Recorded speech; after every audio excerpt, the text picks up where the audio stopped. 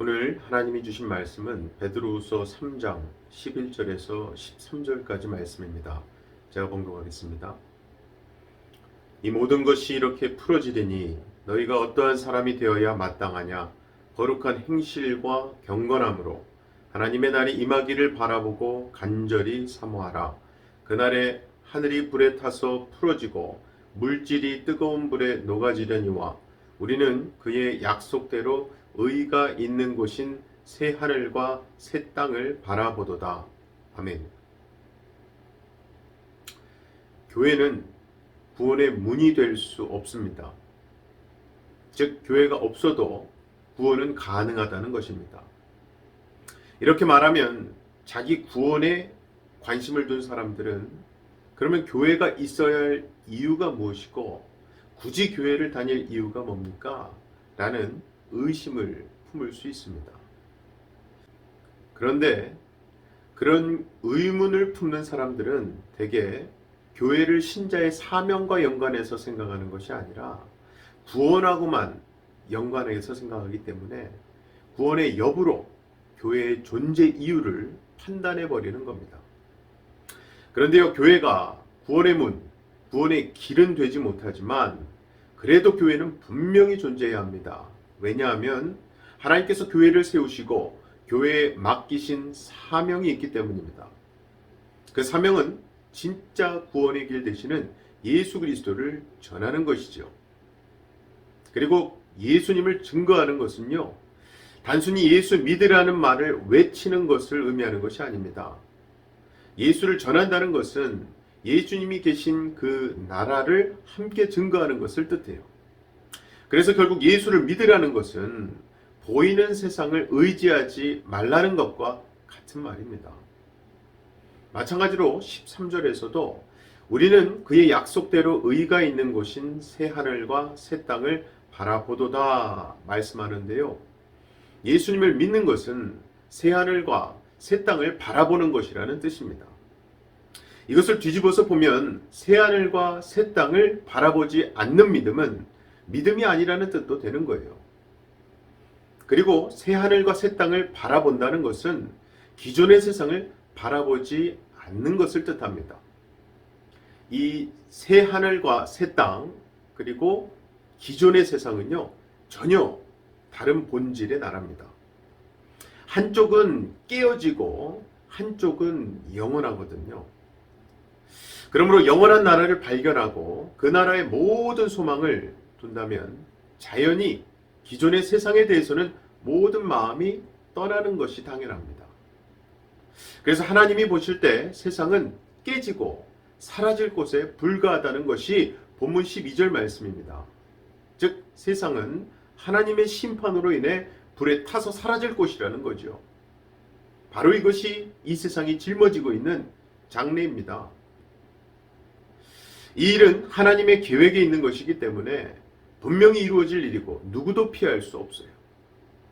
그러므로 신자가 교회로 모일 때는 항상 이러한 장래일을 생각해야 합니다. 그것도 내 장래일로만 걱정하고 염려하는 것이 아니라 이 세상이 처한 장래일이 어떤 것인가를 바라보고 모여야 하는 것입니다. 그래야지만 쓸데없는 것에 관심을 두기보다 하나님의 일에 관심을 둔 자로 모일 수 있지 않겠습니까? 하나님의 일은요, 자기 백성을 천국 보내는 것만 있는 것이 아닙니다. 인간이 세웠다고 자랑하는 모든 문명들이나 업적들을 무너뜨리고 새 하늘과 새 땅을 굳게 세우는 일도 있거든요. 바로 그 소식을 전하기 위해 교회가 있는 것이고요. 그렇게 예수님이 다시 오실 날을 위해 교회가 존재하는 것입니다. 그래서 11절 12절을 보면 이 모든 것이 이렇게 풀어지니 너희가 어떠한 사람이 되어야 마땅하냐? 거룩한 행실과 경건함으로 하나님의 날이 임하기를 바라보고 간절히 사모하라 말씀합니다. 이 말씀처럼 신자가 거룩한 행실과 경건함으로 살아가는 것은요, 장래일을 생각하며 하나님의 날이 임하기를 바라보고 간절히 사모하는 것입니다. 창세기에 천지창조를 보면 하나님께서 세상을 창조하시며 보시기에 좋았더라 라는 말씀을 반복해서 사용하심을 볼 수 있습니다. 이것은 세상을 하나님의 마음에 드는 상태로 지으셨음을 말해주시는 거죠. 즉 세상이 하나님의 보시기에 좋았던 것은 하나님이 원하시는 자리에 하나님이 원하시는 모습 그대로 창조되었기 때문입니다. 결국 하나님께 기쁨이 되는 것은 피조물이 하나님이 지으신 본래의 모습 그대로 존재할 때였던 거예요. 그런데 지금은 하나님이 싫어하는 세상이 되었습니다. 하나님이 원하시는 모습이 아니고 하나님이 있게 하신 자리에서 벗어나 있기 때문입니다. 이러한 세상에 예수님을 보내신 것은 하나님의 마음에 들지 않는 세상을 버리시고 하나님의 마음에 드는 세상으로 새롭게 만들기 위해서입니다. 하지만 하나님이 이루실 새 하늘과 새 땅은 기존의 세상을 그대로 두고 몇 가지만 뜯어 고치는 어떤 리모델링 수준이 아닙니다. 왜냐하면 기존의 세상은 몇 가지만 고치면 좋아지는 곳이 아니기 때문이에요. 그게 아니라 아예 손을 댈 수 없을 정도로 썩어버린 곳이 세상의 현실입니다. 그래서 아예 무너뜨려 버리고 새로운 세상을 만드시겠다는 것이 하나님의 뜻이거든요. 기존의 세상이 이처럼 썩어버린 것은 죄가 그 이유입니다. 즉 죄가 들어옴으로써 하나님이 만드신 모습에 만족하지 못하고 자신이 원하는 모습을 꿈꾸게 된 거예요. 그리고 그렇게 모든 사람이 제각기 자신이 원하는 모습을 꿈꾸며 살아가다 보니까 사람이 있는 곳이라면 어김없이 경쟁이 있고요. 자기 모습으로 자랑하기도 하고 부끄러워하기도 하며 낙심하기도 하고 원망, 불평하며 살아가는 것이에요. 이런 모든 것들이 하나님을 대적하는 것입니다. 요한계시록 21장을 보면 새하늘과 새 땅은 하나님이 함께 계셔서 우리의 모든 눈물을 씻겨주시는 곳이라고 말씀합니다.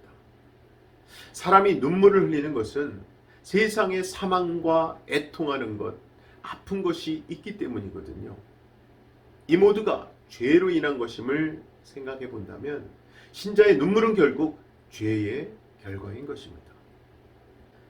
그런데 그 눈물을 씻기신다는 것은 죄가 없는 의의 나라에서 영원한 안식을 누리게 하신다는 뜻이 되는 거예요. 그리고 신자가 이러한 하나님 나라를 소망한다면 죄를 미워하며 살아가게 되는 것이 당연한 반응인 것입니다. 죄를 미워하기 때문에 죄 없는 의의 나라만을 소망하게 되는 거죠. 아무쪼록 세상 일이 원하는 대로 되지 않고 때로는 내가 손해를 보더라도 죄가 없는 새 하늘과 새 땅을 바라보는 믿음을 가지시고 거룩한 행실로 경건한 삶을 사시는 저와 여러분의 새해가 되시기를 주님의 이름으로 간절히 축원합니다. 이 시간 다 같이 두 가지 기도 제목 놓고 기도하실 때에 죄를 싫어하시는 아버지 하나님의 마음을 내가 기억하고 오늘도 거룩하신 하나님의 자녀로서 거룩한 행실이 향기처럼 자연스럽게 풍기는 하루가 되게 해달라고 기도합시다. 또 하나는요, 오늘 저녁 8시 온라인으로 드리는 송구영신 예배와 성찬식을 위해 기도 부탁드립니다. 제가 기도하겠습니다. 사랑의 아버지 하나님 감사합니다. 우리가 비록 이 세상을 살아가고 있지만 우리의 육신이 아직 이 세상에 속해 있지만 우리는 하나님의 자녀로서 하나님 나라의 새 하늘과 새 땅을 바라봐야 하는 자녀로서의 정체성이 있음을 믿습니다.